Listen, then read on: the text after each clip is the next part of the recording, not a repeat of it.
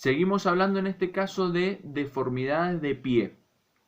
Antes que nada, antes de hablar de deformidades de pie, debemos definir qué entendemos por un pie normal, qué criterios debemos tener en cuenta, cuáles son los criterios de normalidad. Primero que nada, la ausencia de dolor, ¿sí? Porque ya sabemos que si hay dolor, significa que algo hay, algo pasa.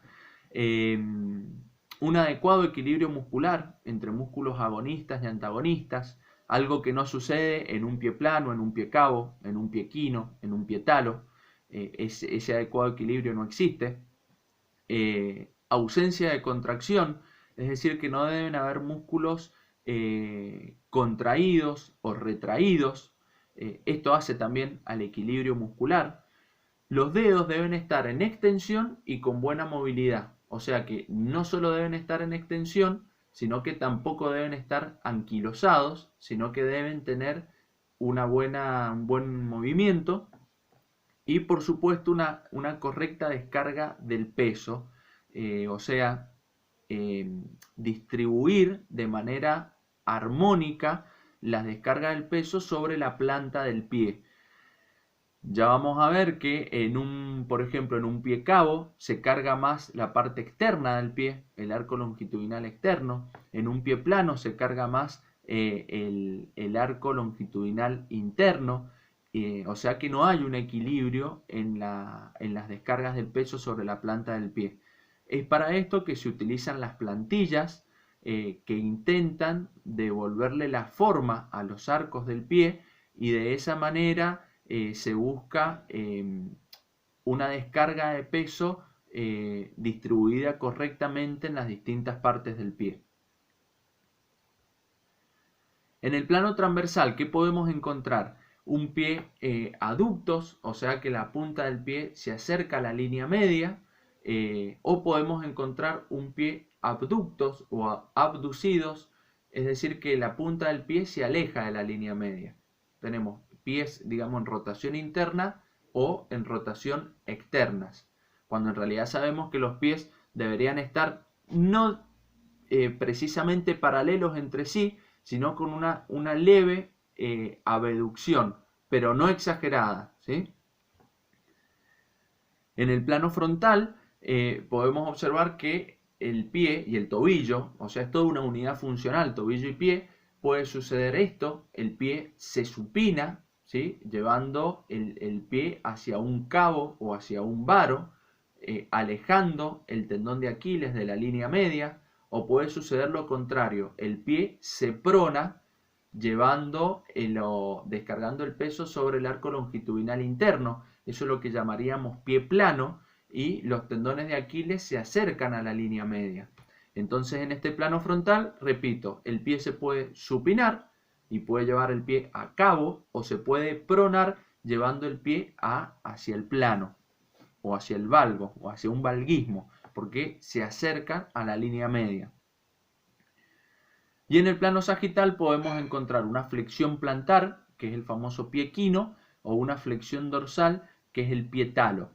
Estos planos también se pueden combinar, por ejemplo el pie sambo, que es un pie equino y supinado. Entonces, ahora hablando un poquito más de estas alteraciones de pie. En el pie plano, ¿cómo lo definiríamos? Decimos que hay un derrumbe de la bóveda plantar, esa bóveda plantar que debe ser cóncava hacia abajo, que está formada principalmente por el arco longitudinal interno. Esta se deforma, se aplana, y ¿qué pasa con el retropié? Se va al valgo, los calcáneos se van al valgo, el tendón de Aquiles se va al valgo, y en virtud de esta deformidad en el retropié, que se acerca a la línea media, el antepié tiende a alejarse de la línea media, precisamente por el aplanamiento de este arco, ¿sí? Al aplanarse hace que los dedos tiendan a irse hacia la abducción y el retropié hacia la aducción, perdiendo la concavidad normal de ese arco longitudinal interno. Tenemos distintos grados de pie plano, hasta llegar al último grado, donde esa concavidad no solo está aplanada, sino que deja de haber una concavidad para haber una convexidad. se invierte el arco longitudinal interno, se invierte y eso es por un descenso del escafoides, donde estas estructuras rígidas y todo lo que es ligamento, cápsulas articulares, está todo alterado y no pueden mantener la arquitectura normal del pie. Bueno, hablando de la estabilidad de esta bóveda plantar, la van a dar, como les decía, estructuras pasivas que van a ser los huesos, las cápsulas y los ligamentos, y vamos a tener estructuras activas que es la musculatura, los músculos intrínsecos y los extrínsecos de pie. Es importante aclarar que esta musculatura activa es la que uno puede regular y puede estimular de cierta manera. Sobre los huesos y sobre la cápsula articular y los ligamentos no tenemos mucho para hacer, pero sí podemos estimular la musculatura para intentar reeducar al pie. ¿Qué ligamentos van a estar alterados en un pie plano? El ligamento interno del tobillo, el ligamento deltoideo, y el ligamento calcáneo cuboideo, el que va del calcáneo al cuboide o el que va del calcáneo al metatarso, ¿sí? Estos ligamentos plantares son los que se elongan y permiten ese aplanamiento del arco longitudinal interno. Es importante estimular músculos que también se vencen y tienden a estirarse, que son los músculos del core plantar. Últimamente se está hablando del core plantar, que son los músculos que vamos a encontrar por decirlo, en la zona media del pie, que son los músculos intrínsecos del pie, que van a ser principalmente los lumbricales y los interóseos. Y los ligamentos, los músculos extrínsecos de pie, los que vienen de pierna y llegan a pie, que son el tibial anterior, el tibial posterior. Es importante estimularlos porque el tibial posterior es un músculo retromalleolar interno que viene de atrás hacia adelante, ¿sí? De arriba hacia abajo, se cruza por la planta del pie y ese arco, ese músculo tibial posterior, lo que hace es permitir que se forme la concavidad del pie. Caso contrario, si este músculo está vencido, ¿sí? Colabora con el aplanamiento del mismo. Lo mismo sucedería con el tibial anterior, que colabora al insertarse, digamos, en el dorso del pie, colabora elevando esta bóveda plantar desde arriba. ¿No? Espero que se entienda. Y hay una sinergia muy importante entre el músculo peroneo lateral largo y el músculo tibial posterior, donde yo les decía, el tibial posterior es retromalleolar interno y el peroneo lateral largo es retromalleolar externo, ¿sí? Se cruzan en la planta del pie y ambos lo que hacen es colaborar con esta concavidad de la bóveda plantar. Entonces es importante cuando uno rehabilita un pie plano, ir a estimular esta musculatura para intentar devolverle, activar la musculatura, devolverle características propioceptivas, de que el músculo se active, ¿sí? Y que colabore con esa plantilla, porque la persona que tiene un pie plano obviamente va a usar una plantilla, ¿sí? Pero eso es un estímulo pasivo, si se quiere. La plantilla es externa. Lo que nosotros estamos pretendiendo es devolver un estímulo activo que colabore con la plantilla y con un buen calzado no digo a devolver la bóveda plantar normal, pero por lo menos a evitar que continúe esta deformidad. Entonces el tratamiento, como les decía, plantillas. Desde el punto de vista kinésico, estimular estos músculos que les estoy nombrando, estimular la propiocepción, elongar los músculos que estén retraídos o acortados, porque hay un desequilibrio muscular.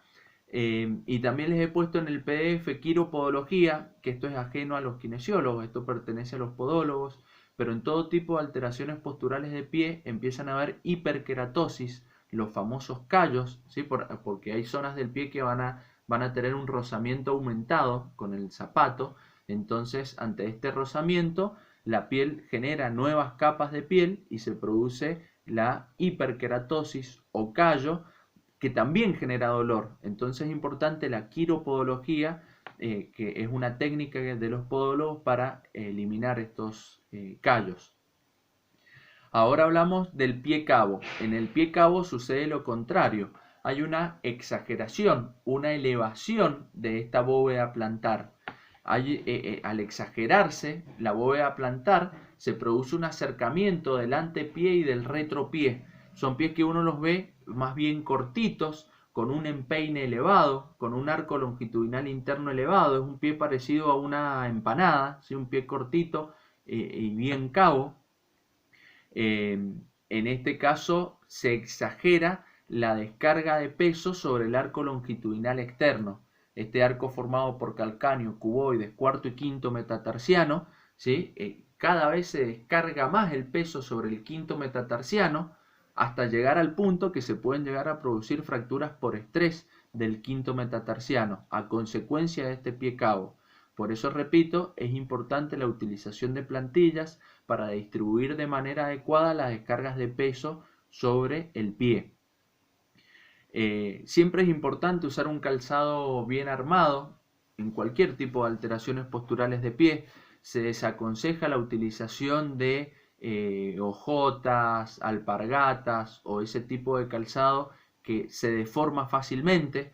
Es recomendable zapatos o zapatillas, digamos, de buena horma, con una plantilla, ¿sí? Para que el zapato y la plantilla dominen al pie y no que el pie domine y deforme el calzado.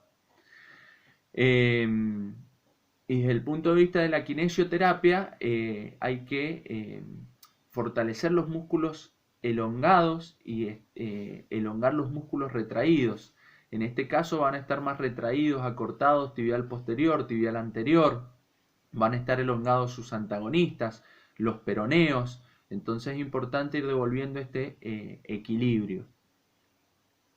La flexibilidad es importante, todo lo que es la flexibilidad de la cadena posterior, todo lo que es tríceps-sural, ¿sí? Todos los músculos plantares que pasan más que nada por el arco longitudinal interno, tienden a estar retraídos, acortados, la fascia plantar también va a estar muy tensa, entonces es importante lograr una flexibilidad pasiva, y no solo pasiva, sino una flexibilidad dinámica también, y todo lo que es relajación miofacial, que eso lo vamos a lograr a través de técnicas manuales, o se puede hacer una relajación miofacial autoasistida por el paciente, la utilización de superficies cilíndricas, ¿sí? Que puede usar la persona una botella o una pelotita para disminuir la tensión en esa fascia plantar y al fin y al cabo en toda la cadena muscular posterior. La utilización de foam roll o de técnicas manuales para disminuir la tensión. El pie sambo, decíamos que es un pie equinovaro, que tiene que ver más que nada con una cuestión congénita o con una mal posición en el útero materno, y tiene que ver más bien con patologías neurológicas. Así que eso lo van a ver bien en kinesiología pediátrica o en kinesiología neurológica.